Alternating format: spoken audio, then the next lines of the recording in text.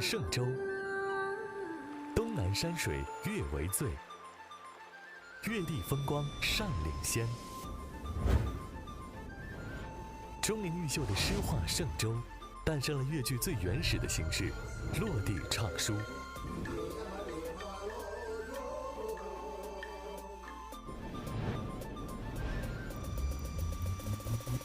角儿来了，携越剧名家何赛飞、群仙毕至，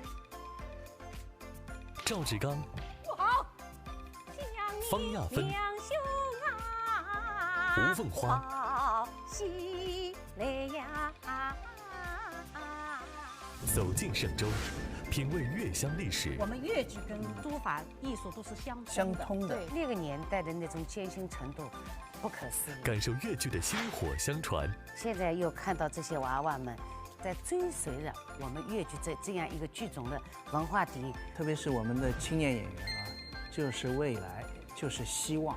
需要你们来传承，我们才可以持续发展，这个艺术才可以发扬光大。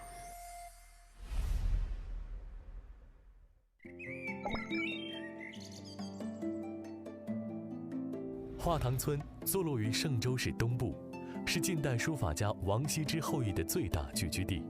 村内保留了大批明清时期格局与风貌，基本完整的古建筑和历史街区，形成了独具特色的王氏家族文化。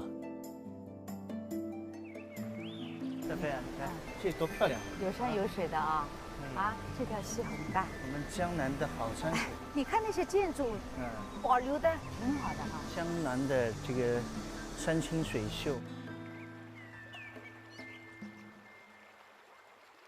哎，你今天挺像王羲之的。我今天故意穿了，你看，王羲之要找到一些这个文人的感觉。对，那个范儿，哎，眼神里再出来一点。说不定以后我要去演一个王羲之呢。哎，真的。今天我来感受一下。对的，对的。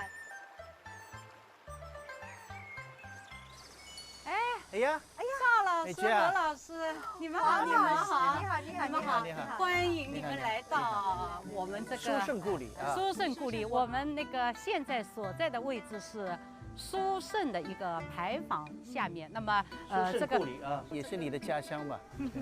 是的，是的，是的，因为我是嵊州的。然后这个书圣就是跟王羲之跟这个画堂村到底是怎样的一种关系？那么我们不妨进这个画堂村去了解一下。好的，好吗？来，两位老师请。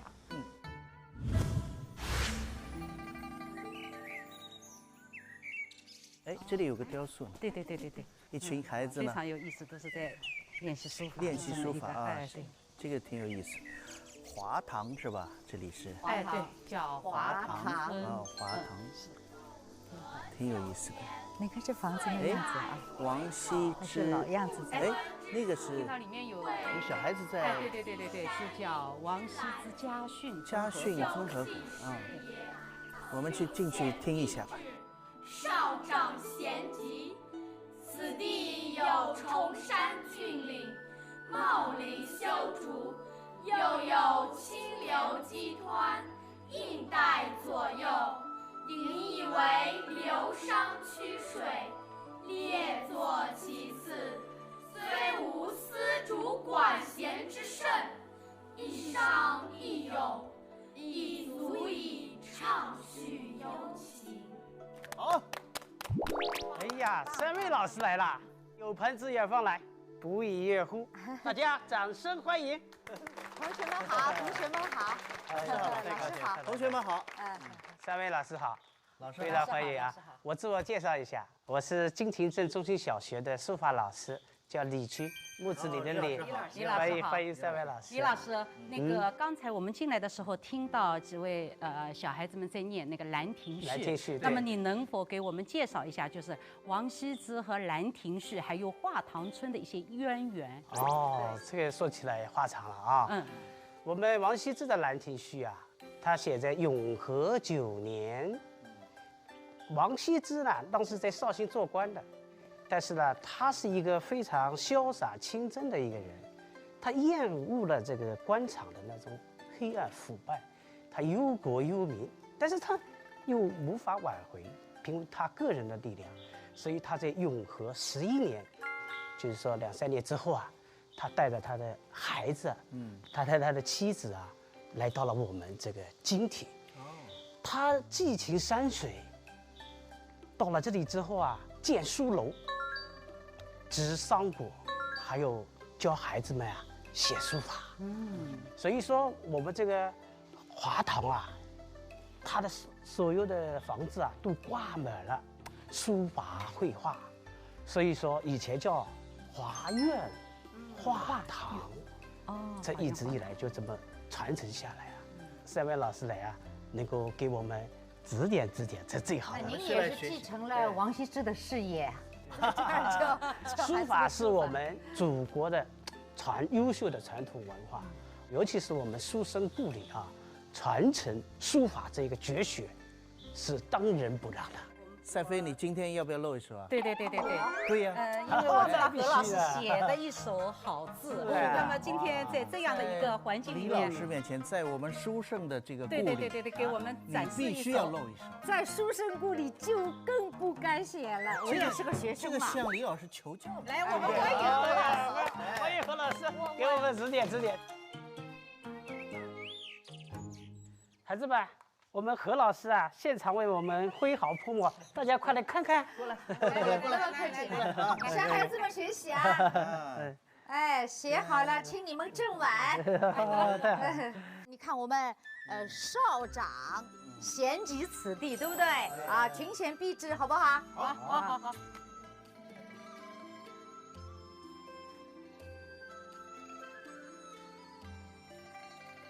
可以，同学们，太棒了！没有，笔走中锋啊，一看就潇洒就练过流利啊。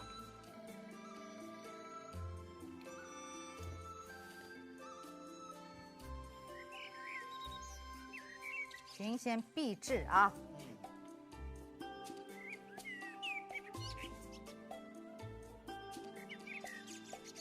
哇，可以，真的可以。少长，你练了多少年？贤集。少长，哎呀，少长，贤集。不好意思，没准备。赛飞的另一面我们看到了啊。贤集，苍劲啊，这是真功夫呢。以前练过，现在都忘了。书为心啊，真的艺术。贤集此地，此地好。赛飞学书，哇，龙飞凤舞啊！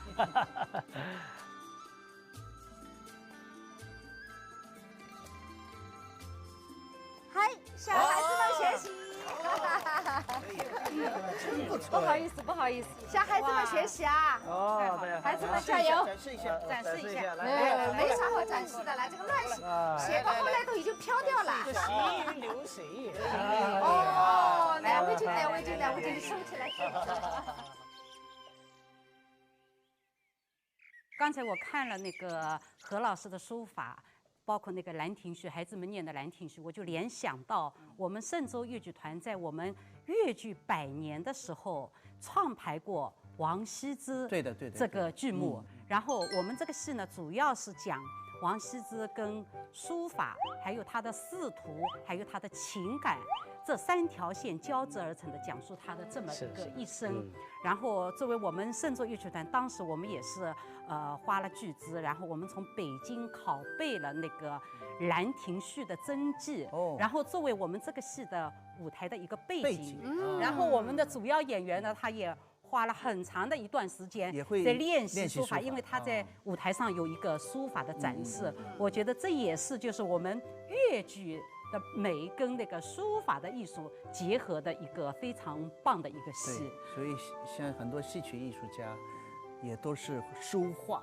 对，刚才就像李老师说的，这个我们越剧跟书法艺术都是相通的。对，书画同源，才艺相通。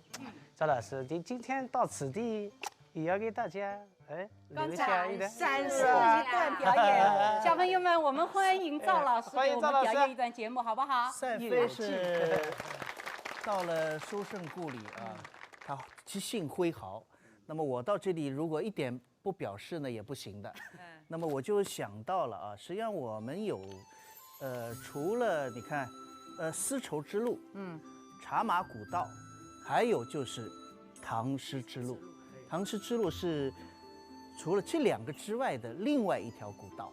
所以让我们实际上参加过这个丝路行营啊，唐诗之路的演出，也是感受特别的深刻。所以呢，我想南北朝时期有一位大诗人叫谢灵运，我就唱过其中的一首《登江中孤屿》，我想把这个来给大家分享，好不好？好，谢谢。再次热烈的掌声，谢谢。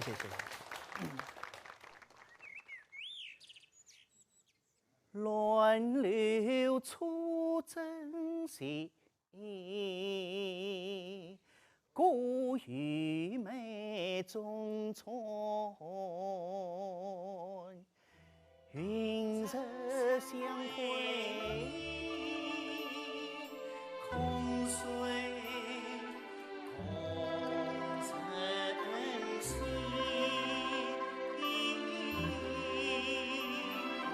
乱流出征西，孤屿美中村，云色相会空随空曾兮。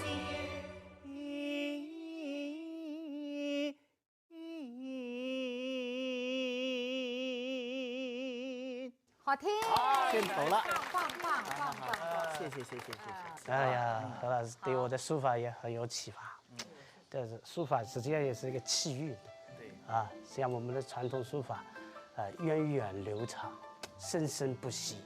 古人说“生生之为圣德也”，这个书法艺术就是展现一种生命的真善美。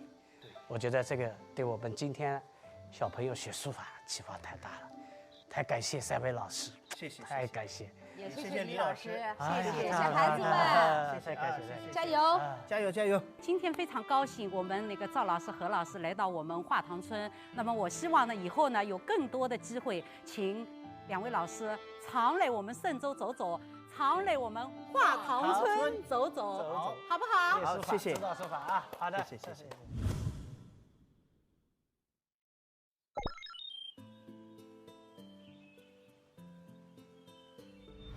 崇仁古镇在浙江嵊州之西，距今已有近1000年的历史。北宋熙宁年间，受皇帝敕封的一门囚室，从婺州分迁此地。囚室以崇尚仁义为本，故名其地为崇仁。其实搿老师，搿倒是真的是老了。哎呀，丹丽，小丹丽啊，老家，求门。太巧了，欢迎我们的方老师，欢迎我们的吴老师来到我的家乡，是千年古镇崇仁。老家，对，很有味道，超有味道。看了我们崇仁古镇啊，有很多明清时代的这个文化古迹，还有150多座老台门。那这个老台门它这个特色是珠联璧合，又是独立成章的。哎，2位老师请。这里是哪里啊？这里是我们的玉山宫祠，我们先来看一下。哦，欢迎。哎，我介绍一下，这是我们的文化站的站长厉老师，然后这个是方老师，还有你好，陈老师。那我们就先坐下聊，好吗？我喝一杯茶。好。这个茶是牛评一下，这个是什么茶？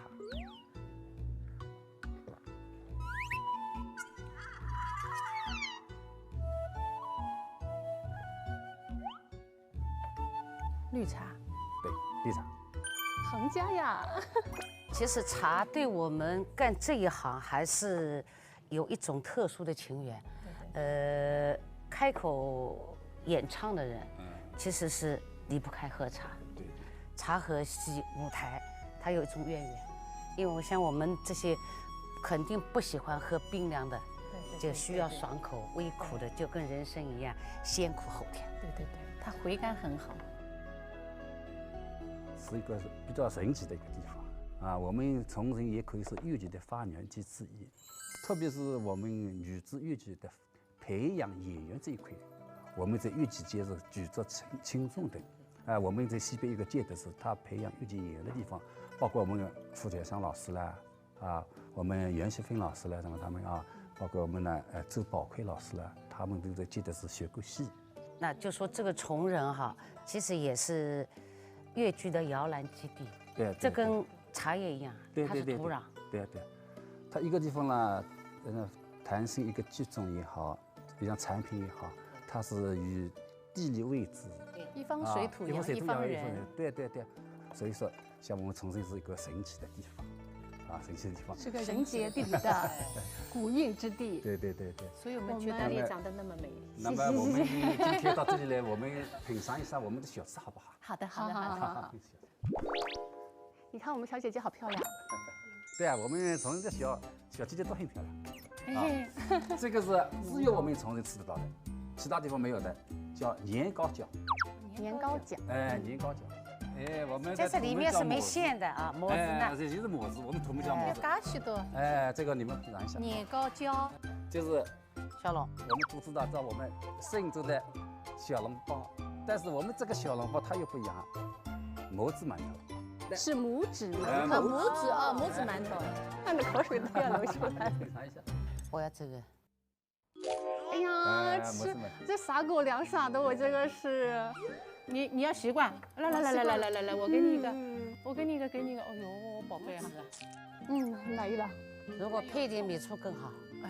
你要求高，它里面既有肉的清香，又有葱花的清香，皮很薄，而且有嚼劲。这还有中间的，我们看这个。做面。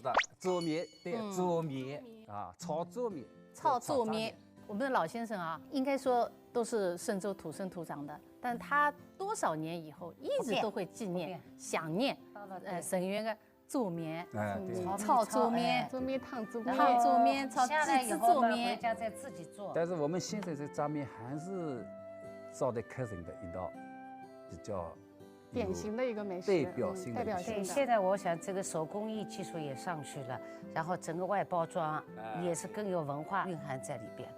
实际上，我们生活在崇仁，我们工作在崇仁挺骄傲的，真的挺骄傲的。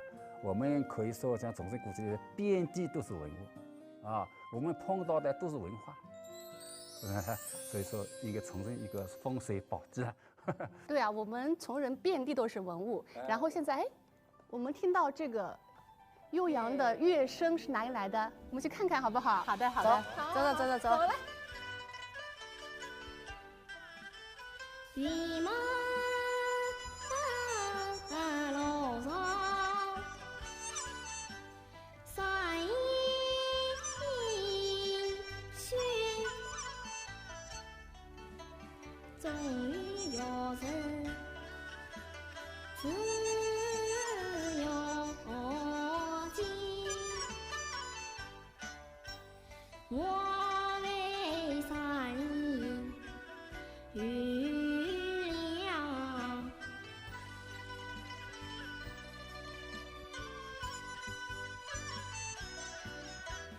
色中王子忘记心，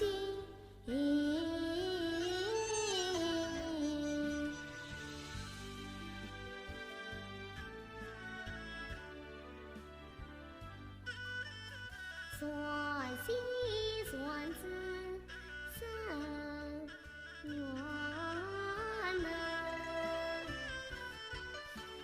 喷水到为娇艳，与心竟然尽看尽。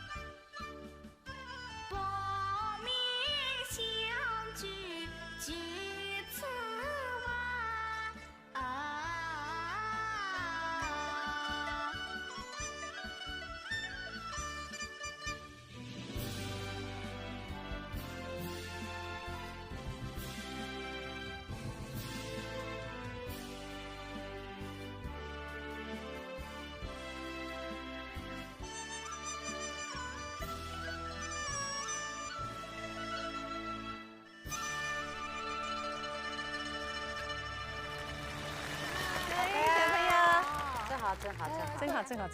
哎呀，来，拥抱一下，拥抱一下。几岁了？多大了？11岁啊？多高了？哦，他蛮高。1.37米啊，还可以，不要，还可以，这个，来看的。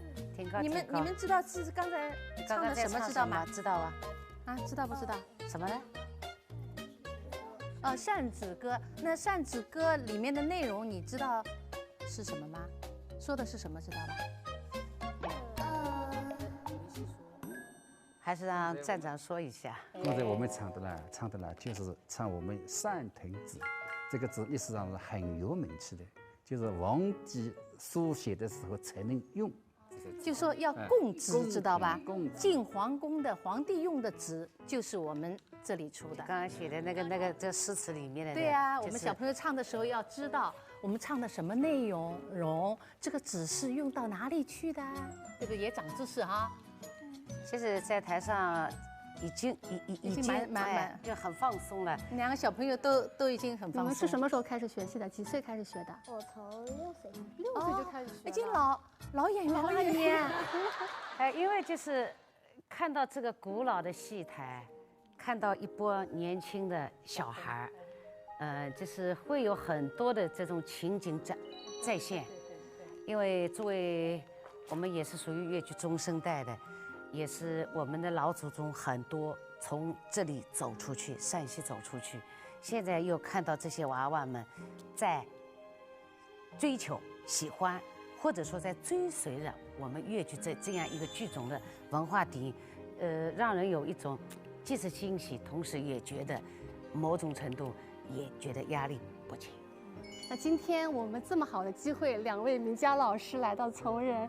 有没有这个耳福和眼福，请2位老师给我们表演一段呢？来，小朋友们，鼓掌！走嘞！有请2位老师到我们的古戏台上。两袖书房门前一枝梅，世上鸟儿对当呀对，戏腔门子喳喳叫，想你两兄啊，报喜来呀！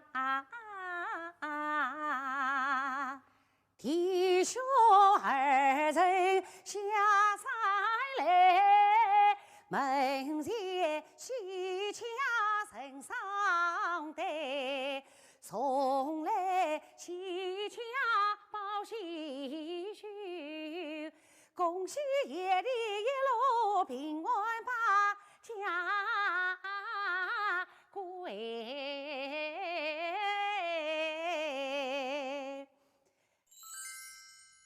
好，鼓掌，太棒了！呀，今天非常的开心，我们的2位粤剧名家和我们小朋友们，我们欢聚在这古戏台上。那我们今天要不要先来合个影，好不好？来呀！看啊，好不的，看这里。1、2、3，粤剧美不美？美。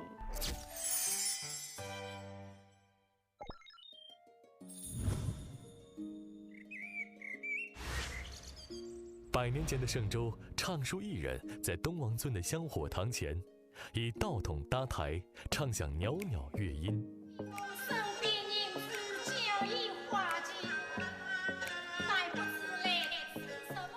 100年粤剧便在这里诞生。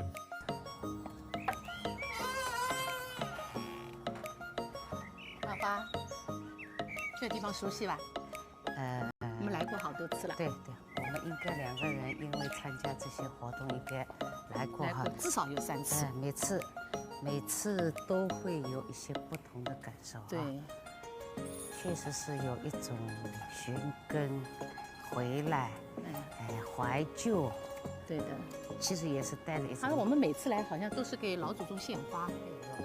哎呀，2位阿爸、阿芬，你们也来了？对，你也在。哎，对，正好是115周年的纪念活动嘛。我们都聚在一起，寻根来了。寻根来了。完了，正好南班的发源地。这实际上就是我们的老祖宗了。对呀，所以有了他们，才有我们粤剧的今天。所以说怀旧哈。对，哎，你们看，前面就是那个他们当初啊最早的那种4个道筒，对，门板搁着的搭起的，一个舞台，你看多好！哎，正巧今天呢，我们请了一些当地的一些老艺人啊，为我们演绎一遍落地唱书调的当初的那种情景，重温一下，对，重温一下。好。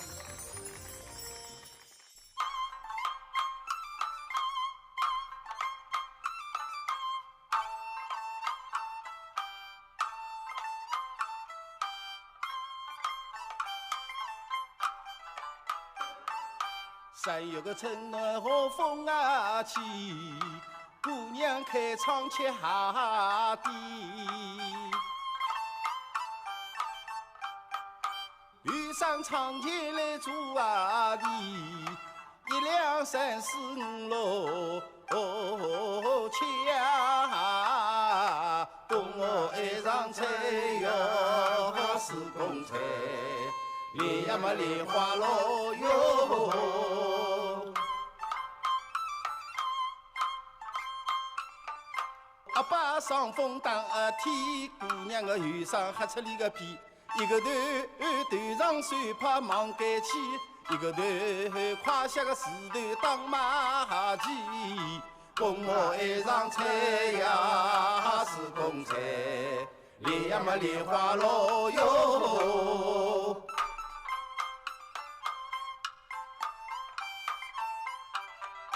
山有个春暖和风啊起，姑娘开窗吃下地。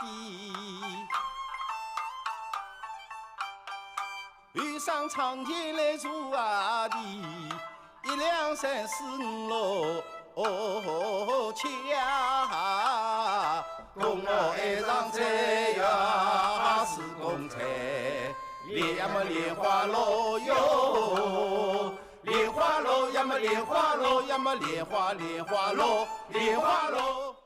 好，谢谢。走，你看，这就是我们老祖宗最早我们南班时期唱的落地唱书调。谢谢你们。谢谢。前面呢正好有一个可以坐下喝茶，要不我们到那儿去坐下来聊聊？好，走。两位阿妹啊，刚才我们看了落地唱书调的啊，首先我是蛮感慨的，我相信你们肯定也有很多的想法想说啊。我想从南班艺人，从乡村，对，带领女子越剧独闯天涯，因为我觉得那个年代的那种艰辛程度不可思议。对，你看啊，刚才我们已经看了，他们就是一个很简单的用4个道筒啊，门板一搁，然后他们就这样演绎了。而且你看啊，当时时候曲调也是非常的简单。对，刚才我们听了，就是领悟调。对，就是领悟调是最基本的，而且他们的一些词也是老百姓喜闻乐见的。对啊，通俗易懂。然后慢慢的升华到最后的就是从文本上变成一个综合的舞美艺术，可能对现在学习的一些小年轻来说，他也非常的不可思议。最早是这么简单的上下句，这个词就是那么有点粗，有点俗，而且以前用的都是公彩谱。对，所以说在唱的时候我们没学过哎。对呀，我们学的就是就学的是简谱。现在只有昆曲啊，一些比较传统的一些才用公彩谱。但是我们从最初的像公彩谱，现在能够成为一个简谱、五线谱，能够跟很多东西慢慢都为我所用。就刚刚老艺人他们在唱的那个。莲个莲花落，现在就是变成我自己主修一个流派当中，也是一个经典出来。莲花莲花落，就是现在升华了呀。对，特别的亲切。而且我特别感受的一个是什么呢？也当初一批老艺人啊，他们这批老艺人能够有这种开拓的精神，能够跑到上海去，尽管是经过了1次、2次都失败了。对，但是我是从一个资料上我查过，我看过，为什么当初2次到上海不成功呢？然后他们也总结经验，然后他们是受一个感受的什么呢？当时上海滩呢有一个叫做就是猫儿剧团的，而且都是猫儿戏，对吧？都是小孩子的，都是女的。哎，他受启发了，哎，我们粤剧是否也能这样做？然后他们就回到嵊州来，招了一批女孩子，那么就你们登场了。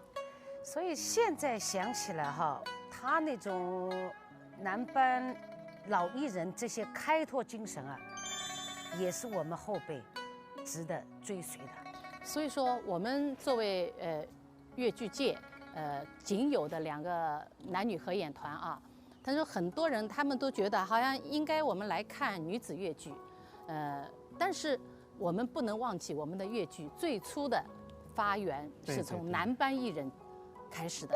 尽管我们说我们现在都演的很多的才子佳人的戏，我们还在不断的开拓。比方说像当代的，像我们有很多的时装戏，那包括我们今年刚刚排出来的山海情深，还是保留了男女合演的一个题材。所以说，我们不仅要拥有女子粤剧，还要有男女合演。我的个人感觉就是女子粤剧观众已经熟了，太知晓了，而且呢，流派啊什么已经打入他们的心里了。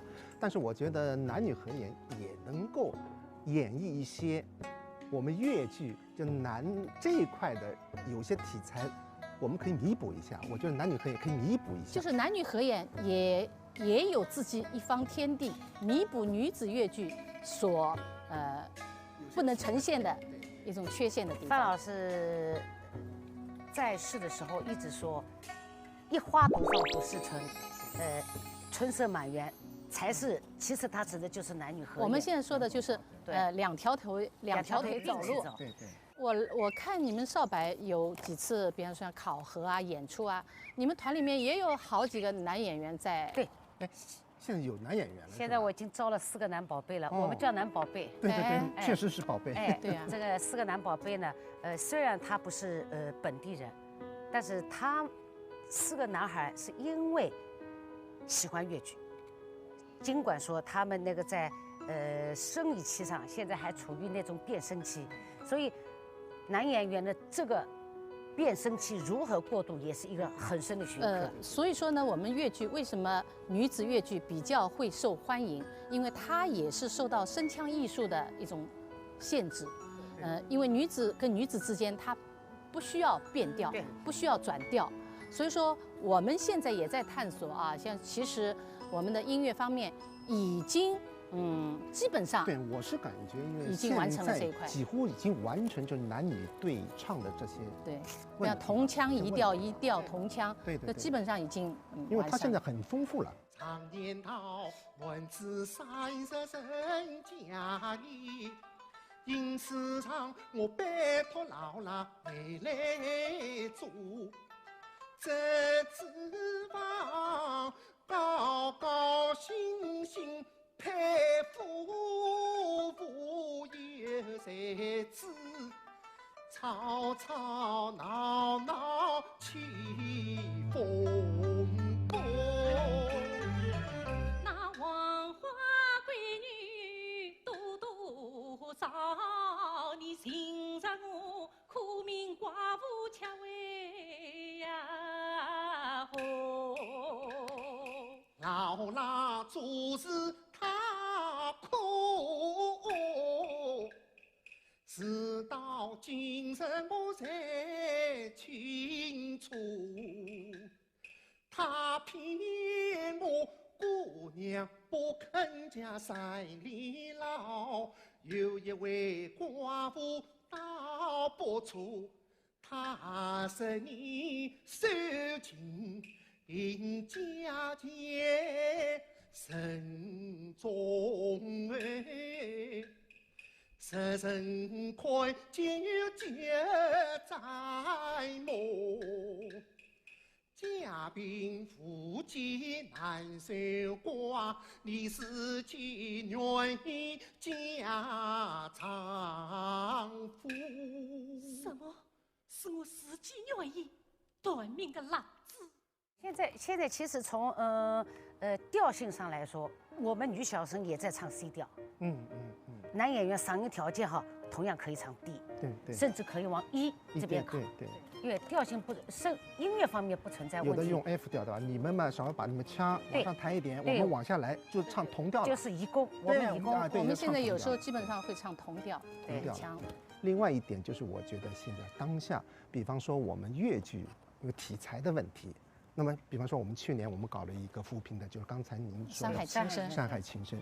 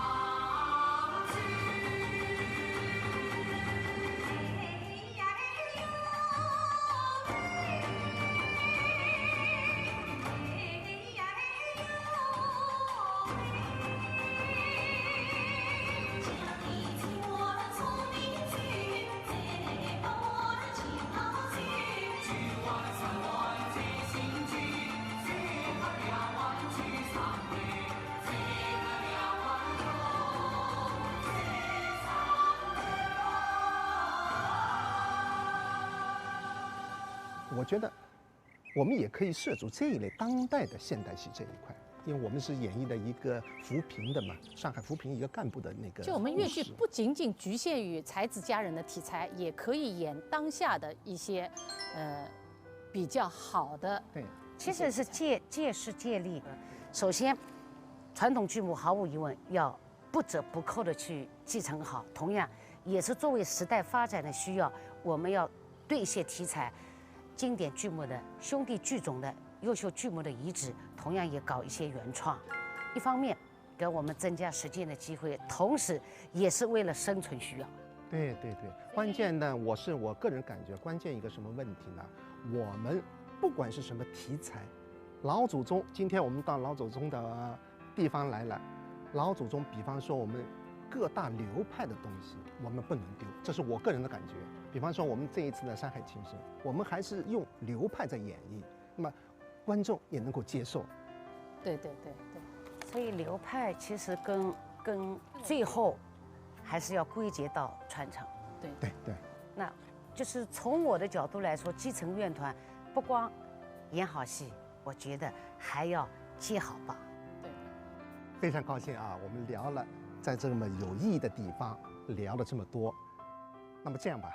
我们就预祝我们的粤剧人才辈出，越来越好。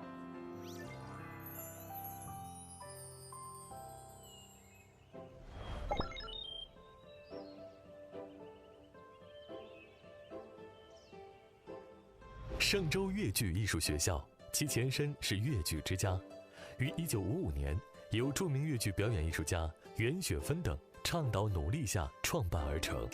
1996年正式易名为嵊州市粤剧艺术学校，被誉为粤剧艺术家的摇篮。小飞啊，那个你看这里，太好了，这个诗画般校舍就像那个江南的园林。对，你看这个荷花池，哇，这里好美呀！对，哎，学生们在这儿上课简直是太有感觉了啊！这个感觉太好了。何老师，江南的，哎，你好啊，郑老师，你好，盛芳，欢迎来到嵊州艺校。我简单介绍一下我们嵊州艺校，我们是建设于2010年。整一个学校的风格是属于中式的那种，中式古色古香，比较适合于园林搞艺术学校，气场特别好。你看多美呀，如诗如画哈。那我们一起到校园里面去看看吧，好不好？来走。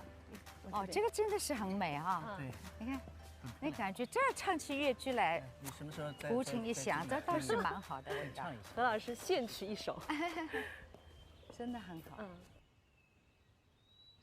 哎，看一下，哎，对，简单有个我们的孩子们来了。对啊，就是贾宝一个林黛玉。嗯。我们学校有一个传承班，传承班是我们学校的特色班。那么他们2位是我们传承班里的唱许派跟王派的2个小朋友，啊，今年都是17岁。我看过他们演出，你看过他们？上次你们那个魅力粤剧，对吧？第一个粤剧诞辰115周年，我来参加嵊州的这个粤剧节的时候，看过他们演出。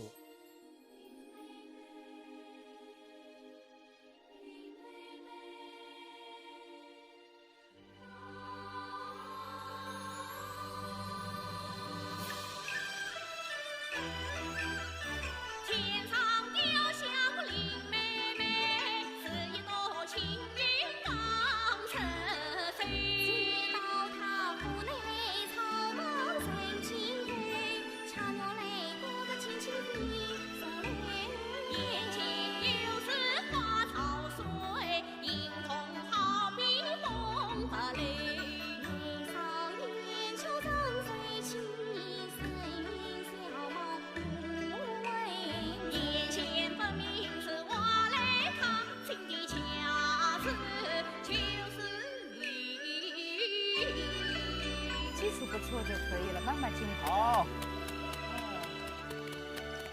太棒了。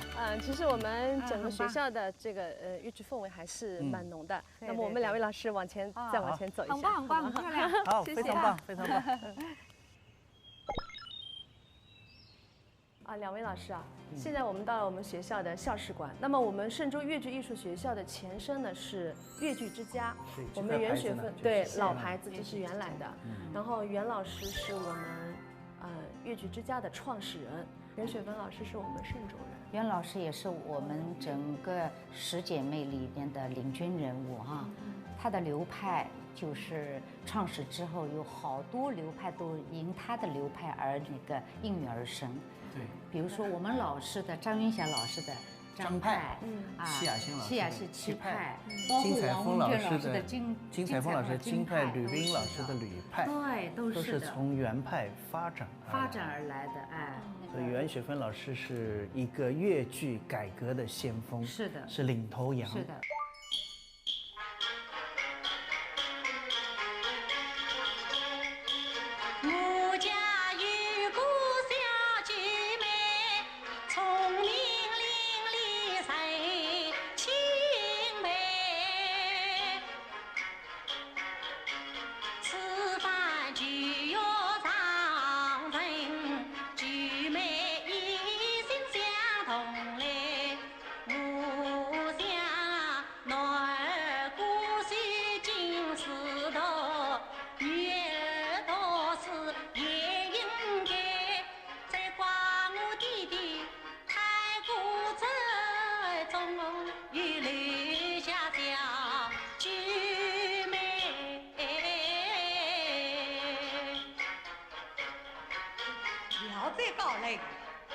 了非高人，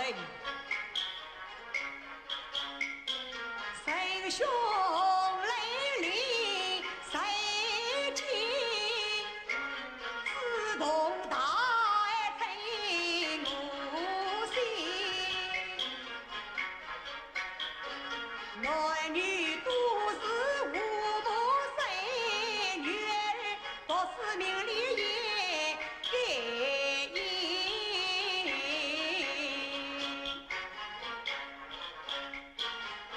我在大天下男子一般呀，难得他也为女子抱不平。我跟袁老师的感情其实是非常非常深刻、非常非常深厚的，也很早。80年代初的时候，我就是住在袁老师家的。那个时候我父亲生病嘛，我在上海带他看病，没地方住，我就住在他的大床边上搭了个小钢丝床，然后吃饭也一起吃，大概有1年半时间吧，断断续续去上海了，就住在他们家，然后也很有意想拜他为师。当年范瑞娟老师就说：“你就跪着拜师吧。”袁老师那个时候因为他是学生，他就不带头收，那个时候还没有就是收徒这么一个气氛。然后他说：“哎呀，萨菲亚一阳哥，他说我也没收过徒弟，后来就一直这么，就是不是师徒像师徒的情感，一直这样。所以我最后一次去看他，应该说他在粤剧整个改革的道路上起到了很大很大的作用。而且我呢是1974年被袁雪芬老师、徐玉兰老师、傅全香老师这些老师从学校里面招进上海粤剧院的，是我们的老院长啊。所以我曾经写过一篇文章，尹桂芳我写的是恩师慈母尹桂芳，而写袁雪芬老师我写的是恩师严父袁雪芬。真的，他对我们处处是严格要求，特别是对青年人，就是加倍的培养，所以我们都是后来者、得益者啊。然后这台钢琴呢，也就是当初粤剧之家为粤剧之家义演的时候，这些艺术家们留念的，他们捐赠的这么一台钢琴，一直保留到现在，上面都有艺术家们的名字都写着题名，是我们粤剧之家一些留下来的一些珍贵的照片。因为粤剧其实最初起源于还是男子粤剧，所以在这里有一些照片是我们有男学员在的。你看这一张，这些里面都有男学员，到后来才有女子粤剧。那么这里面有很多我们流派创始人，比方说你看毕春芳老师、吕瑞英老师，他们我们袁老师、袁雪芬老师，他们都浙江的对张英老师，对，他们都是到我们粤剧之家来教过学，然后留下了这些珍贵的资料。这些还是蛮珍贵的，特别亲切。对，因为我曾经，83年我是跟随上海电视台有一个栏目组，叫尹桂芳回故乡。当时我和尹桂芳老师、尹晓芳老师以及很多老师一起回到嵊州、新昌来拍摄。在粤剧之家里面呢，应该说也是拍了很多的照片，以及拍了很多的这个录像。所以在看到这照片啊，我仿佛真的就感到回到了那个时期。同时呢，那次我跟着我的老师尹桂芳，还见到了我老师的老师，是一位男艺人。那个时候最早的时候，我突然感觉到好像作为一个男演员，我找到了根的感觉。是的，就是原来就是最早的粤剧是全男子的。所以我的老师尹桂芳先生的老师也是一位男班师傅，所以那种感觉特别亲切。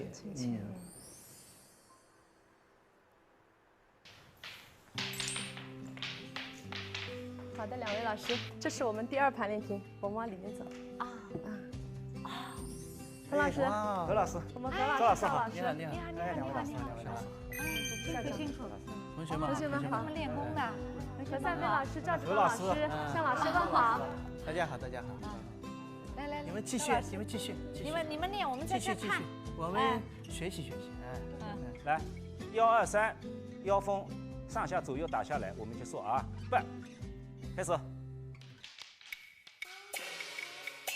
这个也是我们传承班的学生，所以相对比较优秀一点的。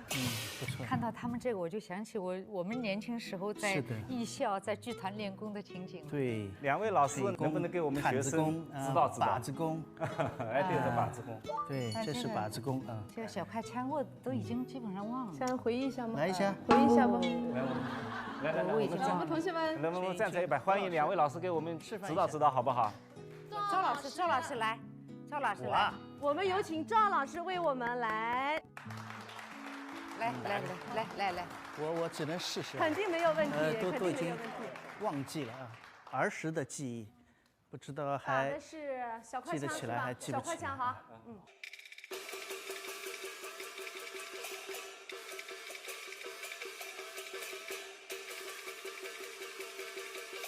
馒头。有吗？馒头有吗？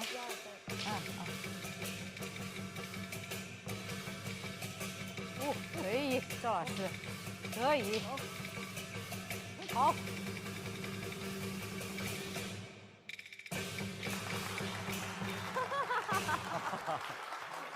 让我重回学生时代，体会了一把儿时学习的一个情景。在毯子上面的这种毯子功、把子功、腿功啊，这种感觉真的是永远不会忘记。谢谢。不见当年啊，不见当年，谢谢。可以。请两位老师以后有机会啊，请两位老师给我们学生指导指导。是这么好的机会啊！先看看小生还是花旦？小生花旦。这位是小生。这位是小生。这位是第一位。还有是这位是小生。这位小生不是。你的眼光有问题。眼光有问题。还是请我们青青老师来揭晓答案。好的，我介绍一下，第一位是我们范派小生。范派小生。对，第二位尹派小生。尹派小生。第三位王派花旦。王派花旦。第四位其实是老生。老生。对，这个老师蛮优秀的。还第五位是我们的花旦。第六位对，也是花旦。派副派。对。哎呀，一个一个都挺漂亮的，扮相也特别好。在学校出来之后呢，实际上进入院团，遇到最大的一个问题，青年演员，那就是以前是有老师、校长给到你们任务的，所以进了团之后，你就是一个个体了。我希望你们把被动的学习变成一个主动学习，不是领导老师给不给我机会，我自己给不给自己机会，与你们共勉。其实啊，今天我们有几位惊喜嘉宾，谁呀？大家想不想知道？好，看一下吧，有请。各位老师好，张璇。张老师好。哎，这两位孩子，对，这两位小朋友，来，我们先站到这边哈。我向何老师跟赵老师特别介绍一下，这几位有5位孩子呢，是我们芳华的，在嵊州艺校的委培生。来举个手，来几位，举个手。哇，欢迎来到芳华。我要特别，他们呢即将就会回到那个我们芳华来做这个实习，并且带2个大戏。一个是舞女拜寿，还有一个是许仙。舞女拜寿，对舞女拜寿啊，这其中有一位就是今天为什么来见见我们本尊哈？我们小寇佳琪呢，就是在学何老师的翠云这个角色。那你也学张派吗？是的。学张派好。哎，舞女拜寿里面翠云唱2句，我们听听。好。翻眼观鸡安归房，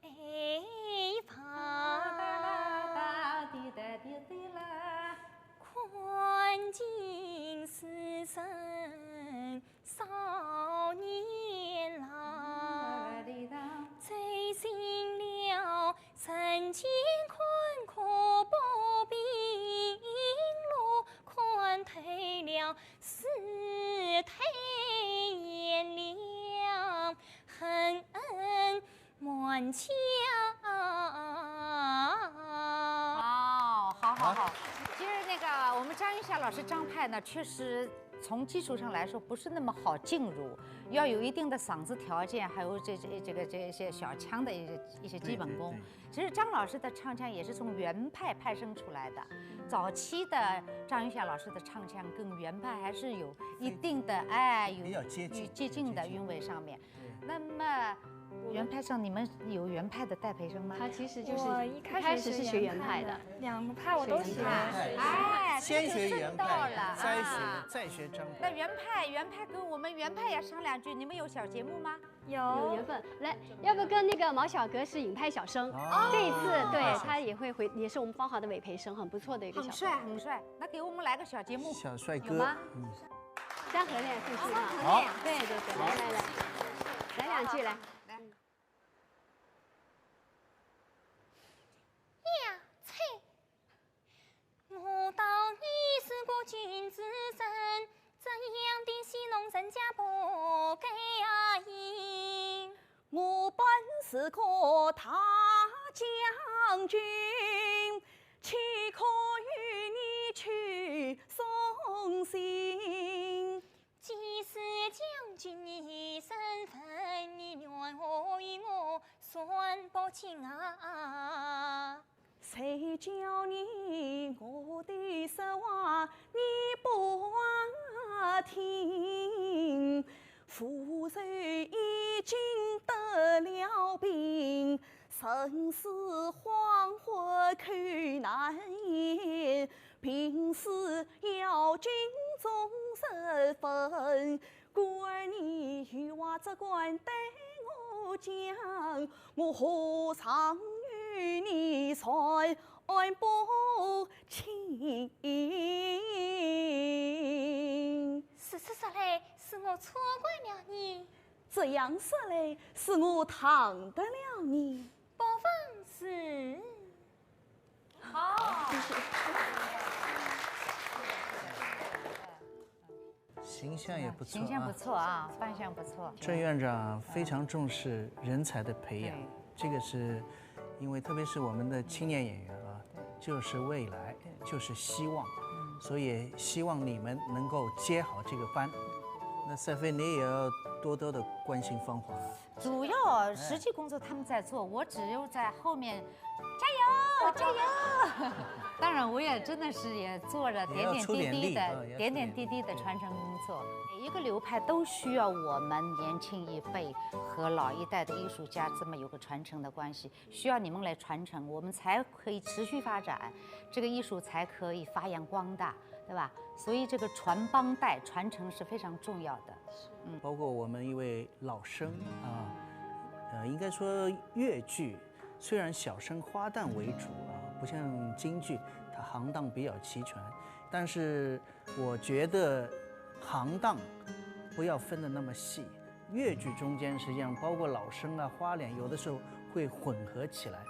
我们芳华就专门排过包公的戏，这一点就让我们非常佩服。应该说也是相当有意思的，就是把花脸戏作为1号人物去呈现，所以这也是我们芳华的独创啊。对，今天我们嵊州艺校来了这么多的名家老师，对我们同学们来说也是一种非常难得的机会，所以我觉得提议在此合个影，好不好？好，可以。我们小朋友们，来，孩子们来，小朋友们站前边，多一排。那我就用我的手机，我们自拍一张，好不好？好，把最灿烂的笑容露出来，1、2、3，茄子。粤剧归故里，名家齐荟萃。角儿来了，携手多位戏曲名家来到粤剧之乡嵊州，走进嵊州当地的书圣故里华堂村，粤剧新秀的摇篮嵊州艺校，江南诗画崇仁古镇，落地唱书的发源地东王村。粤乡之中寻粤情，看粤剧名家在嵊州舞台绽放光彩。